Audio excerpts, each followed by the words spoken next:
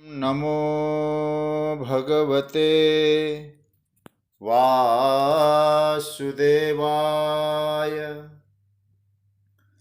कृष्णाय वासुदेवाय हरे परमात्मने प्रणतक्लेशनाशाय गोविन्दाय नमो नमः। नमः परमहंसाय स्वादितचरणकमलचिन्मकरन्दाय भक्तजनमानसनिवासाय श्रीरामचन्द्राय वागीशायस्य वदने लक्ष्मीर्यस्य च वक्षसि यस्यास्ते हृदये संवित्तं नृसिंहमहं भजे। गुरुर्ब्रह्मा गुरुर्विष्णुर्गुरुर्देवो महेश्वरः गुरुसाक्षात् परब्रह्म तस्मै श्री गुरवे नमः। भगवत चरण कमलानुरागी सभी आत्मीय प्रिय भगवत प्रेमीजन, हमारे गाजियाबाद से मेरे पूज्य पिता तुल्य पांडे जी, स्वाध्याय परिवार से जुड़े हुए सभी आदरणीय महानुभाव, सभी जो गीता स्वाध्याय की यात्रा में विज्ञान के माध्यम से सम्मिलित हुए सभी प्रेमी जनों को मैं प्रणाम करता हूँ, सबको वंदन करता हूँ, सबका अभिनंदन करता हूँ। जय सिया राम, राधे राधे। प्रभु की मंगलमय कृपा से हम लोग श्रीमद् भगवत गीता का जो 13वां अध्याय है, क्षेत्र क्षेत्रज्ञ विभाग योग, उस पर हम लोगों का चिंतन चल रहा है। और भगवान ने 3 विषयों को यहाँ समझाया है हमारे लिए। 3 विषय ठाकुर जी ने रखे हैं। वो विषय कौन कौन से रखे हैं तो भगवान ने यहाँ 18वें श्लोक में स्पष्ट कर दिया है। और 18वां श्लोक कल परसों इस पर मैंने थोड़ा सा आगे चर्चा के रूप में रखा था। भगवान ने कहा, इति क्षेत्रम तथा ज्ञानम ज्ञेयम चोक्तम समासतः मदभक्त एतद् विज्ञाय मदभावाय उपपद्यते। भगवान कहते हैं, इस तरह से अर्जुन क्षेत्र को, ज्ञान को और ज्ञेय को मैंने संक्षेप में बताया था, कहा गया। मद भक्त, और इन तीनों को मेरा भक्त, एतद, इन तीनों को विज्ञाय, जानकर, मद भावाय, मेरे भाव को, उपपद्यते, प्राप्त हो जाता है। तो भगवान यहाँ जिन विषयों को प्रभु ने प्रतिपादित किया है, उन विषयों का एक बार प्रभु ने संकेत कर दिया है। 3 विषय कौन कौन सा? पहला विषय था, फिर मैं आप लोगों को याद दिला के फिर मुझे इस विषय को ही उपसंहार करना है, फिर आगे बढ़ना होगा। पहला विषय क्या था? इति क्षेत्रम। अब एक बार रिवीजन कर लीजिएगा, फिर आगे फिर ये विषय नहीं आएगा। इति क्षेत्रम, क्षेत्र का मैंने प्रतिपादन किया। कहाँ किया आपने क्षेत्र का प्रतिपादन? 5वां श्लोक और 6ठा श्लोक, इसमें क्षेत्र का प्रतिपादन हुआ है। मतलब महाभूतान्य अहंकारो और इच्छा द्वेष सुखम दुखम, ये 2 श्लोकों में क्षेत्र किसको कहा गया है, भगवान ने उसका प्रतिपादन किया है। अब उसके बाद भगवान ने कहा ज्ञानम, ज्ञान के बारे में मैंने बताया। कितने श्लोकों में बताया? अब याद रखना चाहिए सब, फटाफट आप लोग याद रखिएगा इनको। भगवान कहते हैं, मैंने ज्ञान के बारे में 5 श्लोकों में बताया। मतलब 7वें श्लोक से लेकर 11वां श्लोक तक, अमानित्वमदभित्वम से लेकर अज्ञानम यदतोन्यथा, अथवा नीचे की पंक्ति छोड़ दो, ऊपर की पंक्ति तत्व ज्ञानार्थ दर्शन। एतज ज्ञानम, ये है ये 20 जो है जीवन मूल्य जिनको कहा गया, ये क्या है, ये है ज्ञान। तो भगवान कहते हैं अर्जुन इति क्षेत्रम, पकड़ लेना इसको, 2 श्लोकों में क्षेत्रम, 5 श्लोकों में ज्ञानम, ये तुम्हारे सामने मैंने रखा। फिर क्या, गेयम, इसको मिलाते रखिए, रखना जरा। फिर मैंने तुम्हारे सामने गेय के बारे में बताया। महाराज गेय के बारे में आपने कहाँ बताया, तो 12वें श्लोक से लेके 17वें श्लोक तक 6 श्लोकों में मैंने गेय तत्व का प्रतिपादन किया। मतलब 12वां श्लोक भी अनादिमत परम ब्रह्म, वहां से समझना, आधा श्लोक, चलिए पूरा ही मान लो। तो 12वां गेयम यत्तत् प्रवक्ष्यामि, यहां से भगवान ने गेय का प्रतिपादन किया। और कहां पहुंचा के भगवान ने कहा, भगवान ने कहा ज्ञानम गेयम हृदय सर्वस्य विष्टितम, ये 17वें श्लोक तक प्रभु ने यह गेय तत्व का, जो जानने योग्य तत्व है, उसका प्रतिपादन किया। तो कितने श्लोक बने, 2, 5, 6, सब मिलाकर 13 श्लोक हो गए। इन 13 श्लोकों में भगवान ने 3 चीजों का प्रतिपादन किया। यदि 18वां भी ले लेंगे हम लोग तो 14 हो जाएंगे, ठीक है, ले सकते हैं, अन्यथा 13 श्लोक मान लें हम लोग। तो प्रभु ने कहा इन श्लोकों में अर्जुन मैंने संक्षेप करके बताया, 3 बिंदु बताया, इसका आपको मनन करना है। क्या क्या बताया, किसने बताया, भगवान कहते हैं केन उक्तम, वाह क्या बढ़िया, मया उक्तम, देखिए सूत्र, इति क्षेत्रम तथा चोक्तम, मैंने इस श्लोक को, इन तीनों को बताया। अच्छा महाराज किसको बताया, भगवान कहते हैं तुभ्यम प्रपन्नाय शिष्याय अर्जुनाय मया उक्तम, तू शरणागत शिष्य के लिए मैंने ये बात बताई। क्या, ज्ञानम, क्षेत्रम, ज्ञानम और गेयम, ये पकड़ के रखिएगा। तो क्या करना है, भगवान कहते हैं इसको जानो, ठीक है। अच्छा महाराज जानने का साधन क्या है, अब ये नीचे वाली पंक्ति में आ जाइए। इसको जाने, तीनों को हम जान सकें, उसके लिए कोई उपाय, बोले हाँ एक उपाय है, ये बहुत प्यारा मंत्र लगता है मुझे, मद भक्त, मेरा भक्त बन जाओगे तो एतद विज्ञाय, इसको जान जाओगे। मेरा भक्त बने बिना तुम इसको जान नहीं पाओगे। बड़ा प्यारा सूत्र है, मद भक्त एतद विज्ञाय मद भावायोपपद्यते। देखिए भक्त का मतलब क्या है, भगवान कहते हैं मेरे प्रेमी हो जाओ, तुम लोग मेरा वरण कर लो, मुझ में आश्रित हो जाओ, और आश्रित होने के बाद जब बैठो तो मुझ में रस लेना चालू करो। बैठे तो परमात्मा में रस ले रहे हैं, परमात्मा की लीला में रस ले रहे हैं, भगवान की कथा में रस ले रहे हैं। आप लोग हनुमान चालीसा पढ़ते हैं ना, मद भक्त का मतलब जानते हैं, हनुमान जी की तरह, राम प्रभु चरित्र सुनिवे को रसिया। या रसिया का मतलब जानते हैं क्या है, रसिया का मतलब रस लेते हैं, स्वाद लेते हैं, और जो चीज स्वाद लिया जाता है उस पर कभी थकान नहीं होती है। भगवान कहते मेरा भक्त बने और थक जाए, इसलिए भगवान के भक्त का नाम जानते हैं क्या है, दास। ये भगवान का दास है, वही मद भक्त है। और हमारे संत लोग कहते जो दास होता है ना उसको कभी उदास नहीं होना चाहिए।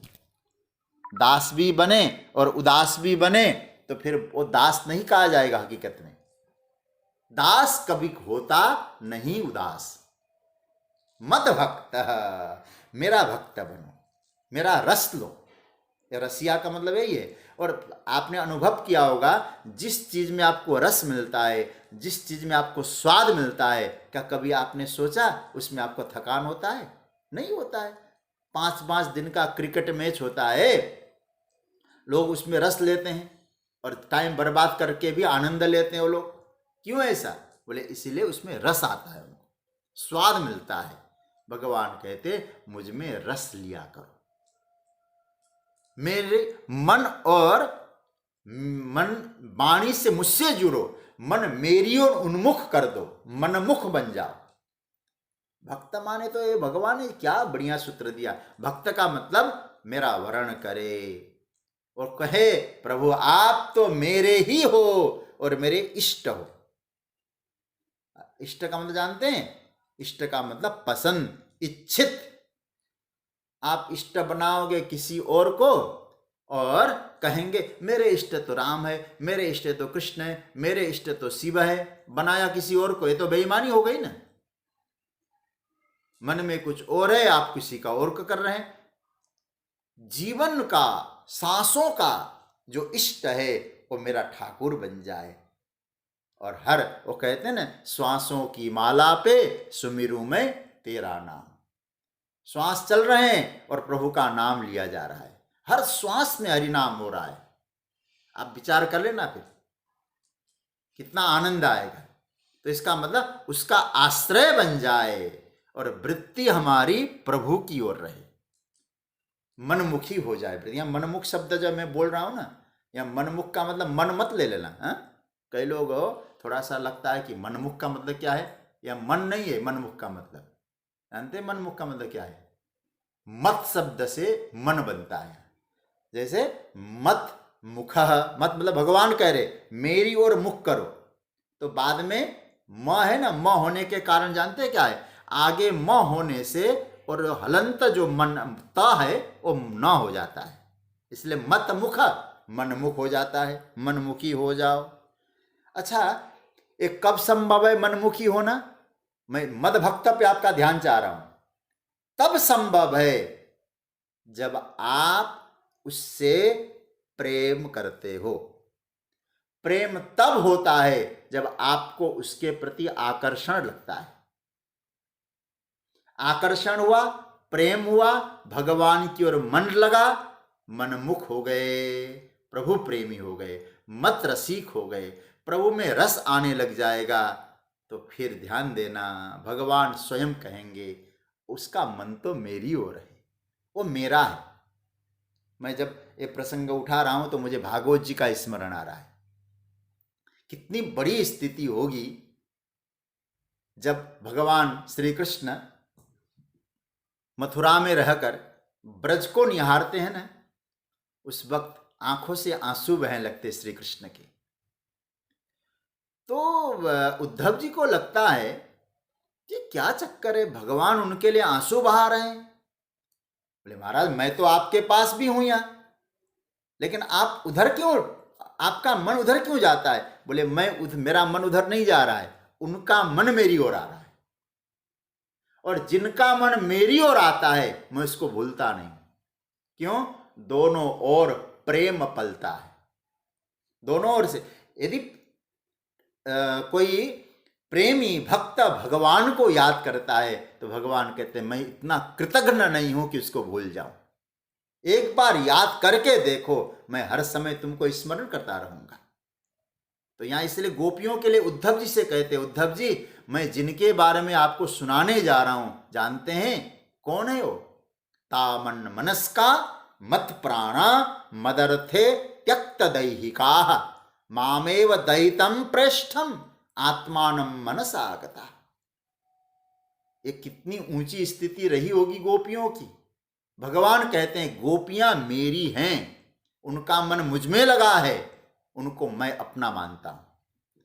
हम लोग दिन भर कहते हैं ना महाराज तुम सबके स्वामी, हे प्रभु तुम ही तुम हो, लेकिन आप सोचिए ठाकुर जी क्या कहते हैं, मेरे तो वह है।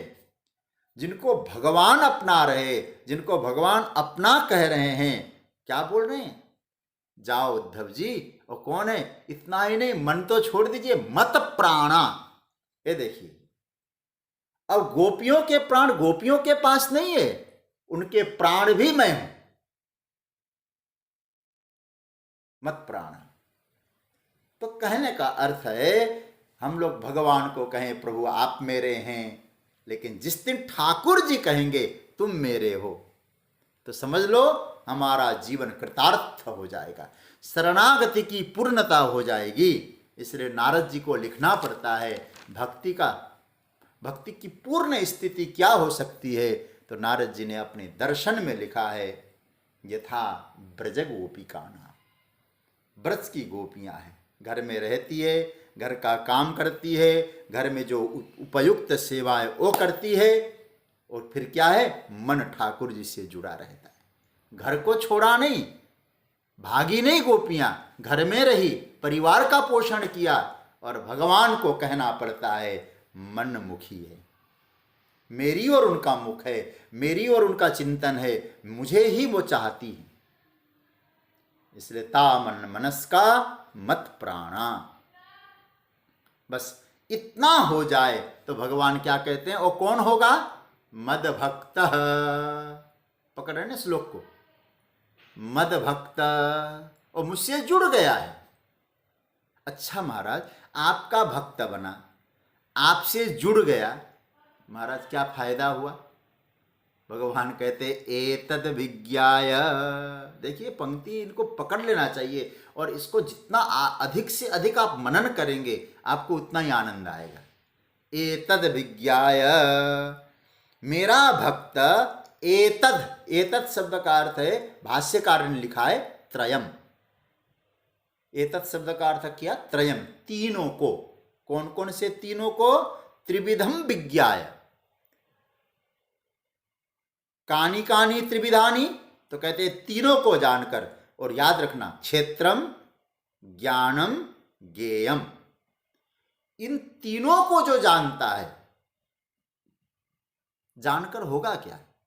पहला सूत्र क्या बना, भगवान से जुड़ो, तीनों को जानो, जानने का रिजल्ट क्या मिला, फिर जानने का रिजल्ट मिलता है कि महाराज बोले कि मदभावा योपपद्यते, ये इसका रिजल्ट है, इसका फल है। उनको भगवान को जानकर क्या मिला, बोले तीनों को जानकर क्या मिला, बोले वो मेरा बन गया। मेरा बन गया मतलब अब वो नहीं रहा, फिर वो मैं हो गया हूं, समझ रहे ना, वो नहीं रहा, अब मैं हो गया हूं। मतलब मैं, मतलब क्या कहना चाहते आप, क्योंकि अब मैं ही रहता है, हट गया पर्दा, ये पर्दा हट गया ना, क्या होगा, ये पर्दा दुई का हटा के जो देखा, तो बस मैं हूं, जुदा कुछ नहीं है, कोई दूसरा है ही नहीं। इसलिए कहते हैं मदभावाय, मदभावाय मतलब तद्भावाय नहीं, मदभावाय। हमारे भाष्यकारों ने इसका इतना सुंदर अर्थ किया, क्या मिला, बोले उसके जीवन से मदभावाय, आत्मभावाय, जीव भावाय नहीं, जीव भाव से मुक्त हो गया। कहाँ हुआ, बोले आत्म भाव में चला गया, मदभावाय। अच्छा भाई, मदभावाय का अच्छा स्पष्ट उदाहरण दिया करो ना सरकार, क्या होना चाहिए। बोले सीधी सी बात है, घड़ा फूट गया। हा? घड़ा फूट गया, क्या बना घड़ा फूट के, बोले कुछ बनना ही नहीं, बना हुआ था वो फूटा, क्या बना, कहा कि बना नहीं, हो गया। जानना, बनना और होना अंतर है ना। पहले बना था, क्या बन के बैठा था, घड़े के अंदर का आकाश बन के बैठा था, घटाकाश बन के बैठा था, वो बन गया था। अब क्या हुआ, फूटने के बाद बना की हुआ, अब बना नहीं, आकाश हो गया। कौन सा आकाश हो गया, बोले महाकाश। अच्छा महाकाश हो गया, पहले कौन था, घटाकाश। अरे मूर्ख, घटाकाश नहीं था, घटाकाश तो तुम्हारी उपाधि से बने थे ना तुम, बात समझ रहे ना। घड़ा बन बैठा था, आकाश हो गया, मान्यताएं ढह गई सारी, जीव भाव खत्म हो गया। मतलब क्या हुआ, मैं जीव हूं, मैं देह हूं, ये जो भाव है वो खत्म होना ही मदभाव आया है। मदभावायोपपद्यते, क्योंकि भगवान की ओर से बोले जा रहे हैं ना, तद्भावाया नहीं, मदभावाया।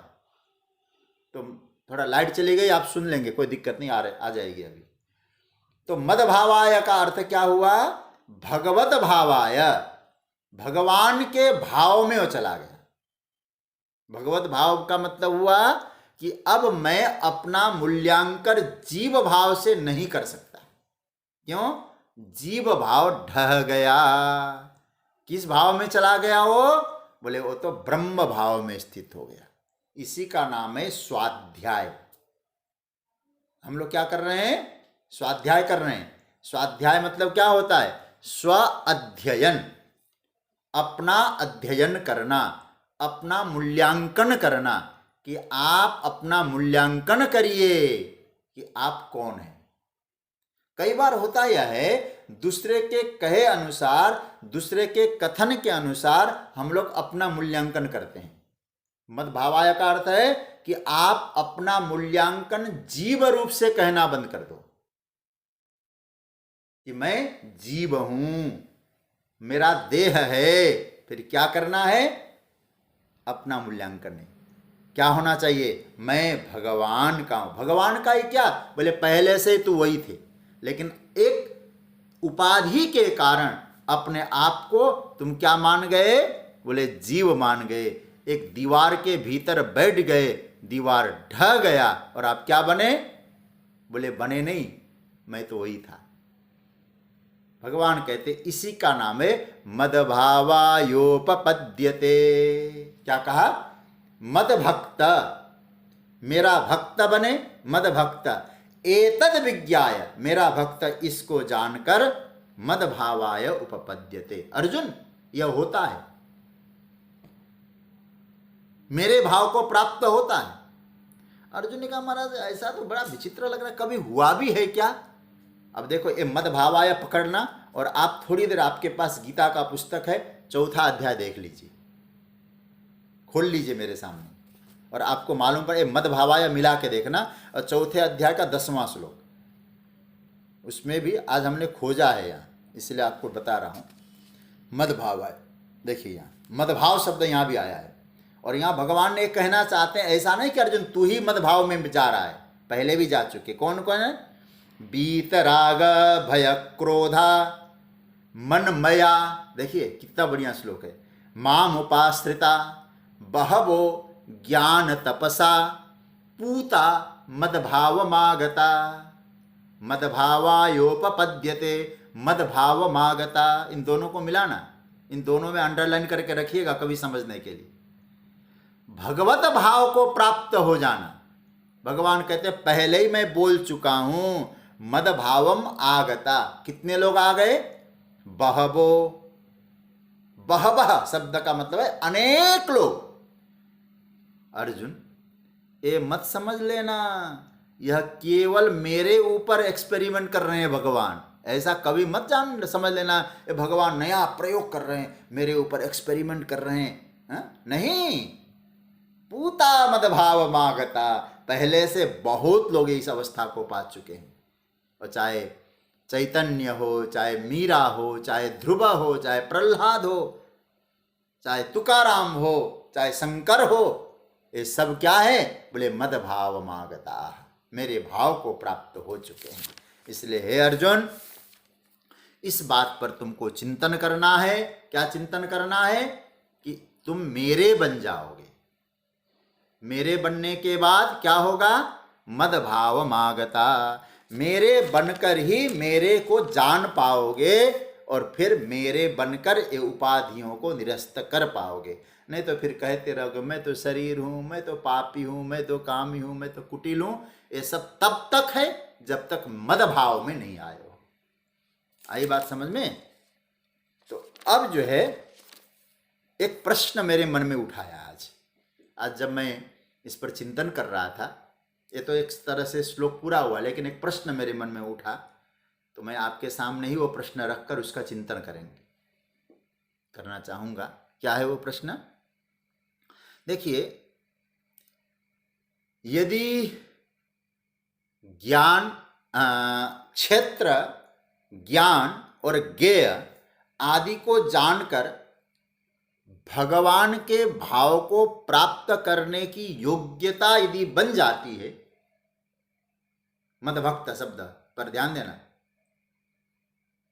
मतलब क्षेत्र, ज्ञान, ज्ञेय आदि को जानकर ही प्रभु के भावों को प्राप्त करने की योग्यता बन जाती है, तो ज्ञान क्या हुआ? भक्ति का अनिवार्य साधन बना है कि नहीं? जरा सोचिए। क्योंकि मदभक्त और ज्ञान अनिवार्य साधन बना। समझ रहे ना, ज्ञान साधन बन गया वहां तो भक्ति का। और एक तरफ आचार्य लोग क्या कहते हैं, बोले जो भक्ति है ना वो निरपेक्ष होती है, और ज्ञान और कर्म से निरपेक्ष होती है भक्ति। ध्यान से पकड़ना इस बात को, मैं उपसंहार कर रहा हूं इस विषय को, इसीलिए कुछ बातें आपके सामने रख रहा हूं।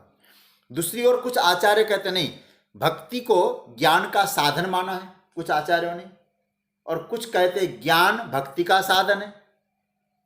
महाराज गीता का तात्पर्य क्या होना चाहिए, क्योंकि मद भक्त एतद विज्ञाय, मेरा भक्त, भक्त मतलब जिसने भक्ति की हो भक्त, और वही जान पाता है। तो भक्ति ज्ञान का साधन, बता समझ रहे हैं ना बात को। गीता को क्या अभिष्ट है, देखिए गीता में साधन के रूप में भी भक्ति का बहुत वर्णन है। ये बात आप पहले पकड़ लीजिएगा, भक्ति को साधन के रूप में माना है। किस रूप में माना है, देखिए अभी इसी अध्याय के बाद, आप पकड़ लेना इसको, इसी अध्याय के बाद जब 14वें अध्याय में हम लोग जाएंगे, 14वां अध्याय में गुणत्रय विभाग योग है। अब भगवान कहते इन तीनों गुणों से ऊपर कैसे उठ सकता है साधक, क्योंकि तीन गुणों का वर्णन है 14वें अध्याय में, सत्वगुण, रजोगुण और तमोगुण। ये भगवान ने इनको प्रकृति के गुण बताया, और प्रकृति का गुण बता के भगवान क्या कहते हैं, इन गुणों से व्यक्ति को ऊपर उठना है। अब एक बात मैंने शायद कभी कहा हो, थोड़ा सा पकड़ना, कैसे उठना है। तमोगुण से रजोगुण में प्रवृत्ति हो, रजोगुण से ऊपर उठो, सात्विक गुणों में रह जाओ, लेकिन सात्विक में बधे मत रहो, इसलिए गुणों से अतीत हो जाओ, गुणों से भी ऊपर उठो। ये भगवान ने कहा। कैसे हो सकता है, जरा 26वां श्लोक आप देखिए, तो भक्ति की महिमा आपको समझ में आ जाएगी। क्या कहा भगवान ने, माम चयो व्यभिचारेण। ये श्लोक पकड़ के रखना, मुझे लगता है कि याद करने लायक श्लोक है। अभी 14वें अध्याय में जाएंगे तो उसको कहेंगे हम इस पर। माम चयो व्यभिचारेण भक्ति योगेन सेवते। अब देखिए 14वां अध्याय भक्ति योग नहीं है, भक्ति योग तो 12वां अध्याय था, लेकिन 14वें अध्याय में भगवान ने भक्ति योग शब्द का प्रयोग किया। माम चयो व्यभिचारेण भक्ति योगेन सेवते सगुणान समतित्यैतान ब्रह्म भूयाय कल्पते।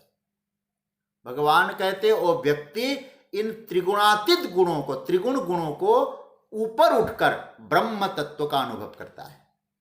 कैसी भक्ति होनी चाहिए वहां, माम चयो व्यभिचारेण, अव्यभिचारिणी भक्ति होनी चाहिए। तो भगवान क्या करते हैं, कहते हैं अव्यभिचारिणी भक्ति के द्वारा जो मेरी आराधना करता है वो गुणातीत हो जाता है, गुणों से ऊपर उठ जाता है, अपने स्वरूप में पहुंचता है और ब्रह्म भाव को प्राप्त करता है। ये किसने कहा, स्वयं प्रभु की वाणी है। यहां क्या कहा, मद भक्त एतद विज्ञाय, मेरा भक्त इसको जान जाता है। और वहां क्या कहा, मेरा भक्त भक्ति को पाकर गुणों को पार कर जाता है, गुणों से ऊपर उठता है। ठीक है, तो अव्यभिचारिणी जो भक्ति है वो क्या बताया भगवान ने, साधन बताया। आई समझ में बात। अब आप अभी 13वां अध्याय में पढ़ रहे हैं, हमने ज्ञान के साधनों की चर्चा की। ज्ञान के साधनों में भगवान ने एक भक्ति का वर्णन किया है। वो भक्ति कौन सी है, आप पढ़ के आए इसको, 10वां मंत्र इसी अध्याय का। क्या भगवान ने कहा, मयि चानन्य योगेन भक्ति अव्यभिचारिणी। आया, पकड़ रहे हैं ना आप लोग। अव्यभिचारिणी भक्ति है, वो भी ज्ञान का साधन है, क्योंकि एतद ज्ञानम, ये ज्ञान का वर्णन है। तो ज्ञान के वर्णन में भक्ति को क्या माना है, बोलो ना, साधन माना है। सोचिए जरा, तो ज्ञान के वर्णन में भक्ति साधन है और ब्रह्म को जानने में भक्ति को साधन माना है। तो यहां क्या कहा है, यहां भक्ति ज्ञान के साधन के रूप में कही गई है।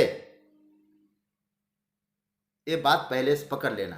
तो भगवान गीता का जो प्रकरण है, क्या कहना चाहते हैं, ज्ञान मतलब भगवत तत्व का अनुभव, उसको जानने के लिए भक्ति साधन है अर्जुन, भक्ति को नकारा नहीं जा सकता है। इसलिए अव्यभिचारिणी भक्ति की चर्चा सब जगह ठाकुर जी ने करी है। आगे बढ़िए थोड़ा। अच्छा, भक्ति, गीता की जो भक्ति है ना, वो ज्ञान रूप है। आप कहेंगे तो बड़ा गड़बड़ बोल रहे हैं आप, भक्ति ज्ञान रूप कैसे हो जाएगी? देखो, मैं एक बात कहूं, महाप्रभु चैतन्य हो चाहे महाप्रभु वल्लभाचार्य जी हो, महाप्रभु वल्लभाचार्य जी और चैतन्य की जो भक्ति है ना, वो ज्ञान पूर्वक भक्ति है, और शंकराचार्य जी का जो ज्ञान है वो भक्ति पूर्वक ज्ञान है। आई पकड़ में बात? तो भक्ति पूर्वक ज्ञान है और ज्ञान पूर्वक भक्ति है। तो क्या भगवान कहना चाहते हैं? भक्ति ज्ञान रूप होती है। अब ज्ञान क्या होता है? देखो, एक छोटा सा उदाहरण मैं आपको दूं। ज्ञान ऐसा होता है, कभी बुराई का ज्ञान हुआ तो कभी अच्छाई का ज्ञान हुआ, और जब बुराई का ज्ञान जिसके हो गया उसके प्रति क्या हो गया? द्वेष हो गया। कभी अच्छे आदमी का ज्ञान होगा तो उसके प्रति प्रेम होगा। ठीक है, ये तो आपने समझ लिया। अब आप जरा देखिए, यदि वो न अच्छा है न बुरा है, दोनों से निराला है, तो इसका ज्ञान हो गया। अब उससे भी आगे बढ़िए, देखिए गुणों से पार होना कैसे होता है। आप अपनी ओर झांकें, आज पूरा, चलो आप प्रयोग ही कर लेते हैं, हम अपनी ओर देखें और चिंतन करें, आज तक मेरे जीवन में कितनी अच्छाइयां आई हैं, रही, चली गई। और ऐसा कोई व्यक्ति है जिसके जीवन में बुराई कभी नहीं आई हो? बुराइयां भी आई है लेकिन रही, आई और गई। तो इतना तो आप समझ लेना, तो इसकी कोई सीमा नहीं, कितनी अच्छाइयां आई, कितनी बुराइयां आई, आती रही, जाती रही, लेकिन आत्मा एक सरीखा बैठा है। हम उसी, वो एक सरीखा, वो स्वरूप अपना, तो अपना जो स्वरूप है वो परमात्मा से एकत्व का अनुभव करे, एकत्व का योग बन जाए। यही भगवान यहां कहना चाहते हैं कि अर्जुन, मैं जिस प्रसंग को उठा रहा हूं इसको यह समझ लेना चाहिए कि आत्मा, हमारा जो निज स्वरूप है, परमात्मा से एकत्व का अनुभव करे। क्या करे? बोले अच्छाइयां भी आएंगी जाएंगी, बुराइयां भी आएंगी जाएंगी, मैं इन सब से निर्लेप बनूं, सुख भी आएगा जाएगा, दुख भी आएगा जाएगा, कोई स्थायी यहां होता नहीं है, वृत्तियां ही टिकती नहीं है एक जगह, इसलिए मैं अपने आप को पहचानूं। तो यहां जिस प्रसंग में प्रश्न उठा उसका तो स्पष्ट समाधान क्या बना? मद भक्त एतद, भक्ति ज्ञान का साधन है। ज्ञान मतलब भगवत तत्व को जानना, उसका साधन है भक्ति। अब इस श्लोक को आप पकड़ लेना। एक और बात कहूं मैं, देखो ये नीचे वाला जो पॉइंट है ना, मद भक्त एतद विज्ञाय मद भावाय योपपद्यते, आप हो सके तो इसको नोट कर लीजिएगा। इसका 3 पॉइंट बना लीजिए। क्या क्या बनाना? देखिए, अधिकारी पहला, सेकंड नंबर में बनाइए साधन, और थर्ड नंबर में बनाइए फल। अधिकारी, साधन और फल लिख लिया आपने। अब आगे आइए, अधिकारी के साथ रख दीजिए मदभक्त, क्योंकि 3 पॉइंट है ना, और भगवान ने तीनों बात कही है। अधिकारी कौन है? मदभक्त। साधन क्या है? ज्ञान, विज्ञान। यहां देखिए ना, भगवान क्या बढ़िया बात, भगवान कहते हैं मदभक्त एतद विज्ञाय, विज्ञाय मतलब विज्ञान, ज्ञान। तो ज्ञान क्या हुआ? साधन बना। अधिकारी कौन हुआ? भक्त बना। फल क्या हुआ? मद भावायोपपद्यते, ये हुआ फल, मेरे भाव को प्राप्त होना। तो क्या मतलब हुआ इसका? अधिकारी बना भगवान का भक्त, साधन बना ज्ञान, और फल बना भगवत भाव की प्राप्ति। मद भावायोपपद्यते। यहां तक बात आप लोगों ने समझ लिया। देखो भाई, भगवान का जो भक्त है, और भगवान क्या कहते हैं? पहला तो मेरा भक्त बना और मेरे को जाना। एतत् विज्ञाय, विज्ञाय शब्द में मुझे जान गया। और भगवान को जानना कैसे जानना है? भगवान ने आज कौन से वस्त्र पहने थे ये जानना है, भगवान को कौन सा फूल चढ़ाना चाहिए ये जानना है। ध्यान से सुनना इस बात को, मेरी बात का गलत अर्थ में मत ले जाना। आज सोमवार है, ठाकुर जी को कैसे वस्त्र पहनाना है ये जानना है हमको। आप इस पर थोड़ा, इसलिए भक्त के साथ भगवान ने तुरंत जोड़ दिया, मद भक्त एतद विज्ञाय, मेरा भक्त जानना चाहिए मेरे भक्त को। क्या जाने हो? कि मेरे स्वरूप को जाने। और स्वरूप कैसा होना चाहिए? बोले निरावरण होना चाहिए। हमारे आचार्य जन क्या बढ़िया इसका अर्थ करते हैं, मतलब भगवान का जो भक्त होगा भगवान उसके सामने बेपर्दा हो जाएंगे। शब्द देखिए, नया शब्द मुझे, वो शब्द का प्रयोग, बेपर्दा।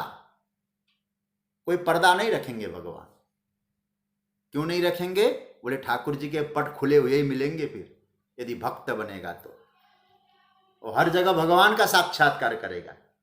जित देखूं तित श्याम मई है, वो कहेगा श्याम तन श्याम मन श्याम ही हमारो धन। वो कह सकता है इस बात को, लेकिन वो क्या होगा? मद भक्त बनना पड़ेगा। तब एतद विज्ञाय, ये बिल्कुल जानने की जरूरत, आप जानो, अच्छी बात है कि ठाकुर जी को कौन सा श्रृंगार आज हम पहनाएं, ठाकुर जी का श्रृंगार कैसा है, ठाकुर जी ने कौन से हार पहना, ठीक है, अच्छी बात है, जानना चाहिए। ये कर्मकांड का विषय है, उस भाव का विषय है। लेकिन मुख्य बात क्या है? भगवान निरावरण हो गए हैं, पर्दा उठ गया है। कैसे? तो हमारे वल्लभाचार्य जी महाराज ने उदाहरण दिया, जैसे एक माता अपने शिशु के सामने, जो जन्मजात अभी नवजात शिशु है, उसको दूध पिलाते समय वो माँ निरावरण हो जाती है, उसी तरह से स्तनपान कराते समय भगवान अपने शरणागत भक्त के सामने ऐसे निरावरण हो जाते। निरावरण का मतलब अब तुम में कोई आवरण नहीं होना चाहिए। अब कई लोग तो कहते हैं ना कि गोपियों के भगवान ने बस, अरे भैया तुम उन ग्रंथों को पढ़ो जरा। श्रीधर स्वामी क्या कहते हैं? एक गोपियों के चीरहरण लीला और कोई लीला नहीं, आवरण भंग लीला है। क्योंकि रास में पहुंचाना है। रास का अर्थ क्या है? ब्रह्म और जीव की एकता। वहां अलग अलग भाव खत्म करना है, एकत्व की स्थापना करना है, तो आवरण भंग करना पड़ेगा। इसी का नाम है ज्ञान। समझ रहे हैं ना? तो भगवान का भक्त है, मद भक्त, मेरा भगवान कहते मेरा कोई भक्त बन जाए तो मुझे इस तरह से जानेगा। क्या जानेगा? कि निरावरण तत्व, भगवान और मुझ में कोई पर्दा नहीं है। इसलिए भगवान को लगा एक गोपियों का जो एक पर्दा है ना, इसको हटाना पड़ेगा। तो ठाकुर जी ने क्या काम किया? वस्त्रों को चुरा दिया और कहा कि तुम ऐसे आ जाओ। ये निरावरण। एक कोई वस्त्र हरण को आप सामान्य अर्थ में मत लीजिएगा। हमारे पूज्य आचार्य जी कहा करते थे, देखो ज्ञानियों को भी आवरण हटाना पड़ता है और भक्तों को भी आवरण हटाना पड़ता है, लेकिन ज्ञानियों का आवरण अपने प्रयास से हटता है और भक्तों का आवरण प्रभु के प्रसाद से हटता है। बस हटाना दोनों को है। इसलिए भगवत प्रसाद से अपने आवरण को हटाया जाए तो उसका नाम है भक्त। तो प्रभु बहुत बढ़िया सूत्र देते हैं, मद भक्त एतत् विज्ञाय, मेरा भक्त ही जान सकता है कि मैं आवरण में हूं कि आवरण रहित तत्व परम तत्व है। इस प्रकार भगवान का कोई सच्चा बन जाए, सच्चा मित्र बन जाए, भगवान का सच्चा भक्त बन जाए, प्रभु से कोई मित्रता कर ले, दोस्ती कर ले, तो भगवान अपने आप को कभी छिपा के रख नहीं सकते। भगवान कभी न कभी प्रकट कर देते अपने आप को। आप सोचिए जरा, सच्चा यार होता है ना, अपने मन की बात कही जाती है। तो भगवान कहते हैं मद भक्त एतद विज्ञाय, हे अर्जुन मेरा जो भक्त है इसको जानकर। एतद शब्द को मेरे परम पूज्य प्रातस्मरणीय दादा गुरु स्वामी अखंडानंद सरस्वती जी ने अर्थ किया। यहाँ अभी मैंने शंकराचार्य भगवान का जो भाव दिया था उसमें तो उन्होंने कहा एतत् शब्द का अर्थ है त्रयम, त्रयम मतलब क्षेत्र, ज्ञान और ज्ञेय। लेकिन परम पूज्य स्वामी श्री अखंडानंद सरस्वती जी महाराज कहते हैं एतद मतलब होता है अनादिमत परम से लेकर हृदय सर्वस्य विष्टितम। समझ रहे हैं ना? ये ब्रह्म के स्वरूप में क्या बताया था? पहला मंत्र, पहला स्वरूप क्या था? अनादिमत परम ब्रह्म, और अंत में हृदय सर्वस्य विष्टितम। ये जितने लक्षण है ब्रह्म के, जो परमात्मा का स्वरूप है, उसको इनका नाम है, इनका अनुभव करता है। ज्ञेय है ना, वो अनुभव में आता है। मदभक्त एतद विज्ञाय, देखो विज्ञाय शब्द उपनिषद का है। मदभक्त विज्ञाय, विज्ञाय ईशावास्य उपनिषद में क्या कहा?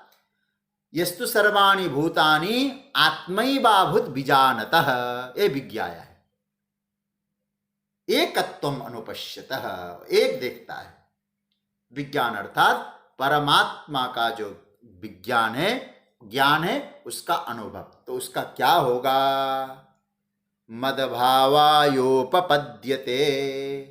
मदभावाय उपपद्यते। ध्यान देना इसको। देखो, परमात्मा से एक हो जाता है मदभावाय, मतलब इसका मतलब क्या हुआ?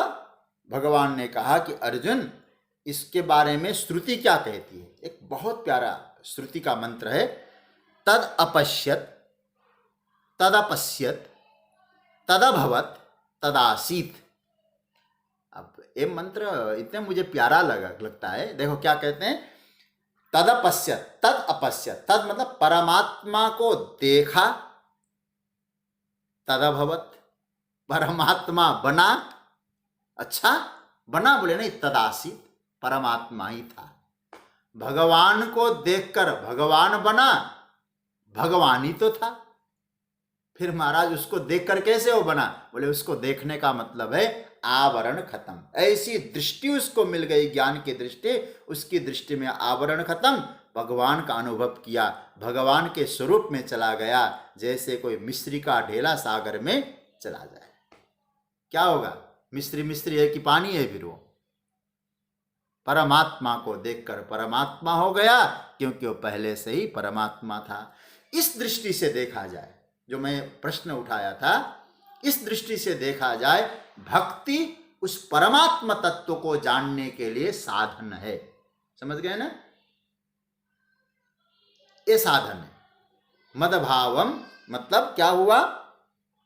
मदभावम का एकत्व अनुपस्थित है, साधन है भक्ति। भक्त्या, और देखो वह तो क्या श्लोक उठ रहे हैं, 18वां अध्याय। भगवान को कैसे जाना जाएगा? आप इसको देखना, 18वें अध्याय भगवान ने क्या कहा? 55वां श्लोक। ये भक्ति के बारे में थोड़ा सा चिंतन करना। मद भक्त जो भगवान कह रहे हैं, मैंने कई उदाहरण दिया। एक 18वें अध्याय का 55वें श्लोक को आप देखिएगा, उसमें भगवान ने क्या कहा है? भगवान कहते हैं, हे अर्जुन, भक्त्या माम अभिजानाति। आया पकड़ में? भक्ति से माम, मुझे, अभिजानाति, वही ज्ञान वाली बात है। एतद विज्ञाय, मद भक्त एतद विज्ञाय, इसको पुष्ट करता है कि नहीं? भक्ति से भक्त मुझे जानता है। बात क्या निकली? भक्ति से तत्व ज्ञान होता है, और तत्व ज्ञान से भगवत तत्व में एकता होती है। तो जीव में ब्रह्म भाव की स्थापना, अथवा जीव को ब्रह्म भाव की अनुभूति क्या कैसे हुई? भक्ति से तत्व ज्ञान, और तत्व ज्ञान से ब्रह्मानुभूति। ये लिख लीजिएगा, अंतिम पॉइंट है। क्या पॉइंट बताया मैंने? भक्ति से तत्व ज्ञान, और तत्व ज्ञान से ब्रह्मानुभूति। इस तरह से भगवान कहते हैं, मद भक्त एतद विज्ञाय मद भावायोपपद्यते। ये भाव आया, इसलिए भक्ति को नकारा नहीं है ठाकुर जी ने।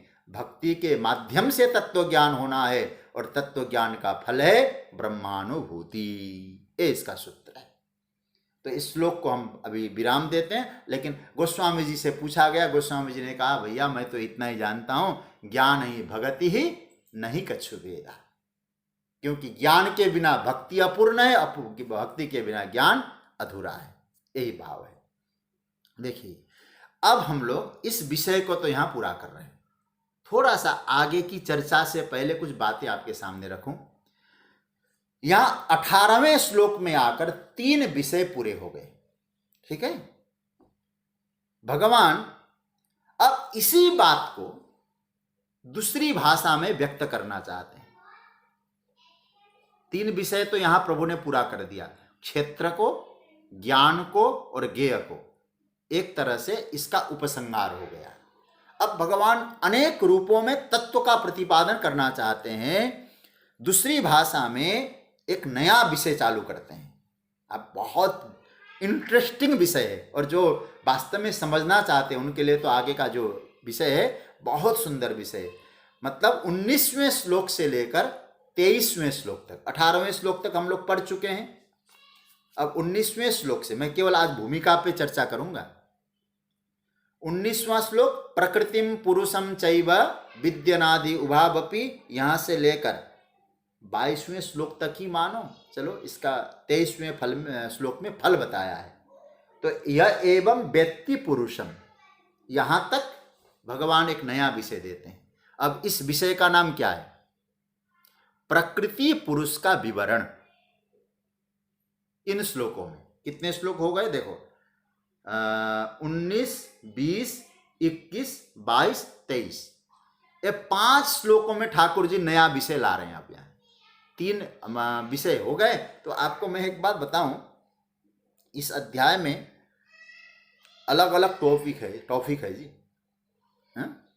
शीर्षक अलग अलग है। पहले एक शीर्षक, अब दूसरा प्रकरण आ रहा है। अलग अलग टॉपिक्स भगवान बता रहे हैं क्या क्या है, और सदे सदाए हैं, बहुत आनंददायक है। जैसे एक विद्यार्थी की तरह हमें भी इन सभी विषयों को क्रमबद्ध करना है। इसलिए मैं बार बार कहता हूं, एकेडमी के लिए इसको पढ़िएगा और हाथ में तुरंत उठना चाहिए। भगवान क्षेत्र के बारे में क्या बताए थे, कौन से श्लोक में, ज्ञान के बारे में कौन सा, ज्ञेय के बारे में कौन सा। अब फिर एक नया विषय दे रहे हैं, कौन सा? प्रकृति पुरुष का विवरण। 5 श्लोक में नया विषय, 19 से 23, और 23 श्लोक में भगवान ने इसका उपसंहार किया इस विषय का। कैसे उपसंहार करते हैं ठाकुर जी 23वें में? देखिए, यह एवं व्यक्ति पुरुषम। देखिए, इन श्लोकों को थोड़ा मिलाना चाहिए। जब ये 3 सूत्र जो भगवान ने बताए, क्षेत्रम, ज्ञानम, ज्ञेयम, तो उसके बारे में भगवान ने क्या कहा? मदभक्त एतद विज्ञाय, विज्ञाय मतलब जानकर। और इस प्रकृति और पुरुष के बारे में क्या कहते हैं? यह एवं व्यक्ति, यह भी जानना। इनको जो जानता है, यह एवं व्यक्ति पुरुषम प्रकृतिम च गुणैः सह सर्वथा वर्तमानोपि न स भूयोऽभिजायते। फिर दोबारा वो जन्म नहीं लेता।